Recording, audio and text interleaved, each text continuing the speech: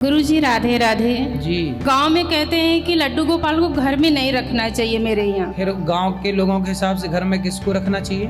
नहीं, उनके हिसाब से किसको रखे, पूछे नहीं आपने इस सवाल? नहीं, हम उन लोग के मुंह नहीं लगना चाहते। अरे राम राम, बस वही पूछेंगे, तुम भी तो कुछ पूछा करो। 3 साल से भक्ति कर रहे हैं लड्डू गोपाल का, हम पूरा सब कुछ करते हैं, अपने पति परमेश्वर का भी सब कुछ करते हैं। और गांव में सब मेरी जेठानी तो सब जने क्या कहते कि बड़ी पुजारी बनी है, भक्ति बनी है, जब गलती करती थी सब भूल गई है, वो सब कुछ क्या क्या कहते हैं हमको। कौन बोलता है? जिससे जेठानी मेरी है और अगल बगल की। तो जेठानी आपको ऐसा बोलती है कि हाँ, बड़ी भक्तन बनी? हाँ बोलती है, मेरे सामने बोलती है। तो बोले हम भक्तन बने हैं, तू सूप नखा बन जा। भाई हम तो कुछ बने ही हैं, तुम भी तो कुछ बनो। जय श्री नारायण गुरु जी। जी। आपके चरणों में कोट कोट प्रणाम। जितनी सेवा करते हैं उतनी दुख ज्यादा होता है। नहीं, ऐसा तो नहीं है, सेवा करने वालों को दुख कहाँ मिलता है। ना सुख सदा रहा है, न दुख सदा रहा है। सुख दुख ना बेटा, दुख से घबराना नहीं चाहिए। आप लोग क्या करते हैं, दुख से घबरा जाते हैं। दुख और सुख ऐसे ही आते हैं जैसे दिन आता है फिर रात आती है, रात आती है फिर दिन आ जाता है। 12 घंटे का दिन है तो 12 घंटे की रात है। ऐसे ही यदि जीवन में सुख मिला है तो दुख भी मिलता है ना। तो दुख से घबराना क्यों? जब सुख आता है तब तो आप शिकायत नहीं करते कि हम बहुत सुखी हैं, हमें बहुत दिक्कत हो रही है, इतना सुख क्यों है? सुख से जब दिक्कत नहीं तो फिर थोड़े से दुख से दिक्कत क्यों? राधे राधे, मैं हूं आपका अपना अनिरुद्धाचार्य, आप सबका दास। महाराज का मंत्र कार्यक्रम में आपका बहुत बहुत स्वागत है। आजकल सबसे ज़्यादा घर टूटते हैं, कलह होती है, क्योंकि सास बहू की आपस में बनती नहीं है। ऐसा क्यों होता है? सास बहू के संबंध तो ठीक करने का उपाय क्या है? सास बहू के संबंध कैसे ठीक किए जाएं? आज मैं आप लोगों से सास बहू के संबंधों के बारे में, रिश्तों को ठीक करने के बारे में बात करूंगा कि सास बहू के संबंध कैसे ठीक हों, दोनों एक दूसरे के प्रति कैसा व्यवहार करें। आज इस पर चर्चा होगी, साथ में आप लोगों के सवाल का जवाब भी दूंगा। आइए अब कार्यक्रम की शुरुआत करते हैं आज के उपाय से। क्योंकि साल खत्म हो रहा है, नया साल आने वाला है, तो मैं आपको नए साल की खुशियां दिलाने वाला उपाय भी बताऊंगा। नए साल में ऐसा क्या उपाय करें कि सारे कष्ट दूर हो जाएं और जीवन सुखमय बीते। रोज़ सुबह नहा कर एक तांबे के बर्तन में ताज़ा जल भरें, उसमें तुलसी के 7 पत्ते डालकर भगवान विष्णु को समर्पित करें। 11 बार ओम नमो भगवते वासुदेवाय मंत्र का जाप करें। फिर वह जल पूरे परिवार को पीने के लिए, मतलब भगवान श्रीमन नारायण को स्नान करा के वह जल, जब वो जल चरणामृत बन जाएगा तो सबको बांटिएगा। देखिए कि कैसे आपके दिन बदलने लगेंगे। जो लोग नित्य चरणामृत पीते हैं उनके जीवन में सुख शांति समृद्धि सदा रहती है।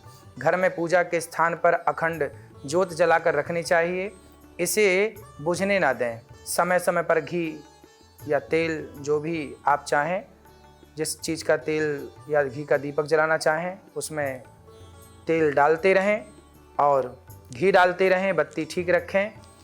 और रोज़ अपने मस्तक पर केसर का चंदन जरूर लगाएं। भगवान को चंदन लगाकर जो प्रसादी चंदन बचती है उसे अपने माथे पर लगाएं। नया साल आपके लिए कितना शुभ साबित होगा, आप ये काम करेंगे तो निश्चित सब कुछ अच्छा होगा। हफ्ते में कोई एक दिन कोई भी चुन लीजिए और उसे सुबह उठकर नहा कर हल्दी कुमकुम मिलाकर कलश जैसे आकारों की रंगोली घर के मेन गेट पर बनाएं। रंगोली की पूजा करें, इससे बुरी शक्तियाँ आपके घर में घुस नहीं पाती। आज भी भारत के कुछ हिस्सों में आज भी ये परंपरा है कि वह नित्य अपने घर के द्वार पर रंगोली बनाती हैं, अर्थात चौक पूरती हैं। घर में गलत शक्तियाँ, नेगेटिविटी प्रवेश ना करे, इसके लिए 2 प्रकार की शक्तियाँ होती हैं। तो आपके घर में पॉजिटिविटी तो प्रवेश करे पर नेगेटिविटी न प्रवेश करे। शक्ति घर में एंट्री ही नहीं करेगी, बुरी शक्ति, तो आने वाले आपके जो दिन हैं वो बढ़िया होंगे और जीवन सौभाग्यशाली बनेगा। 31 दिसंबर को शाम के समय चींटियों को आटा डालें। अगले दिन यानी 1 जनवरी को सुबह जल्दी उठकर स्नान करके स्नान करने के बाद मन में कोई भी इच्छा भगवान से कहें कि जो आपकी इच्छा है, कोई बड़ी कामना है, कोई बड़ा टारगेट पूरा करना है, तो सबसे पहले अपनी कामना भगवान को कहनी चाहिए। जब भगवान को आप अपनी कामनाएं सुनाते हैं तो भगवान उन्हें सुनते हैं और उनमें जो बेहतर होती हैं कामनाएं, भगवान उन्हें पूरा भी जल्दी करते हैं।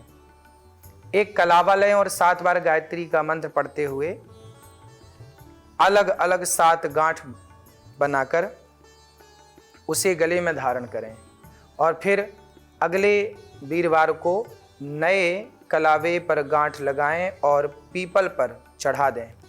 आपको कोई भी साल भर में यदि कोई कष्ट आए, कोई कष्ट आपको घेरता है, कोई परेशानी आती है, तो आप बीच बीच में यह उपाय करते रहें। इससे ना सिर्फ धन की कमी दूर होगी बल्कि सुख शांति और समृद्धि भी बनी रहेगी।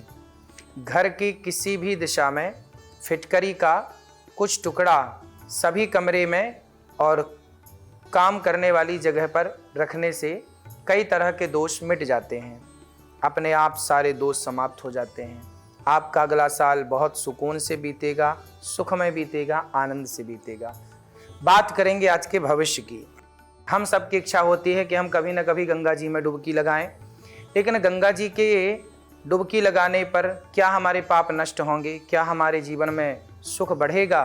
तो निश्चित मानिए ये भगवान का चरणामृत है, भगवान के चरणों से निकली गंगा है। जो गंगा जी तक नहीं जा सकते वो गंगा का स्मरण कर लें, गंगा जल छिड़क लें, और गंगा जा सकते हैं तो गंगा में भगवान का ध्यान करते हुए डुबकी लगाएं। निश्चित गंगा मैया हमारे मन के पापों को, शारीरिक पापों को समाप्त करती हैं।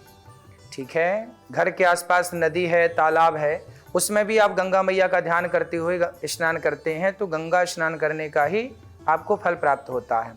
जब आप घर पर भी नहाएं तो गंगा च यमुना चैव ऐसे स्नान करते हुए हर हर गंगे गंगा च यमुना चैव गोदावरी सरस्वती नर्मदा सिंधु कावेरी, सभी नदियों का, पावन नदियों का स्मरण करते हुए स्नान करते हैं तो गंगा यमुना में ही स्नान करने का फल आपको प्राप्त होता है। मंत्र पढ़ते हुए गंगा मैया का हर हर गंगे हर हर गंगे हर हर गंगे पढ़ते हुए आप माँ गंगा जी की पूजा करें, उनमें जल चढ़ाएं और गंगा मैया को दुग्ध चढ़ा सकते हैं, पुष्प चढ़ा सकते हैं, गंगा मैया का इस तरह से पूजन कर सकते हैं। 10 प्रकार के पुष्प, 10 प्रकार के गंध, 10 दीपक, 10 प्रकार की मिठाई, 10 पान के पत्ते, 10 प्रकार के फल, ऐसा सब कुछ भी चढ़ाने का कुछ लोग भाव रखते हैं तो माँ को ये सब चीज़ें समर्पित करते हैं। जौ और तिल का दान 16 मुट्ठी का होना चाहिए, कम से कम 16 मुट्ठी तिल जौ का दान करना चाहिए। दक्षिणा भी 10 ज़रूरतमंदों को ही करनी चाहिए। आप एक की भी करें अच्छा है, लेकिन ये जो विधान है 10 को करें तो बेहतर है, अच्छा होगा। 10 लोगों की मदद करेंगे तो अच्छा होगा। जब गंगा मैया में स्नान करें तब डुबकी ज़रूर लगानी चाहिए और गंगा जी का मंत्र ज़रूर आप पढ़ें। गंगा मैया का स्मरण करते हुए डुबकी लगाएं। तो गंगा में स्नान करते समय आप मंत्र पढ़ें, हर हर गंगे हर हर गंगे हर हर गंगे हर हर गंगे। गंगा मैया को प्रणाम करते हुए श्रीमन नारायण कहते हुए स्नान करें।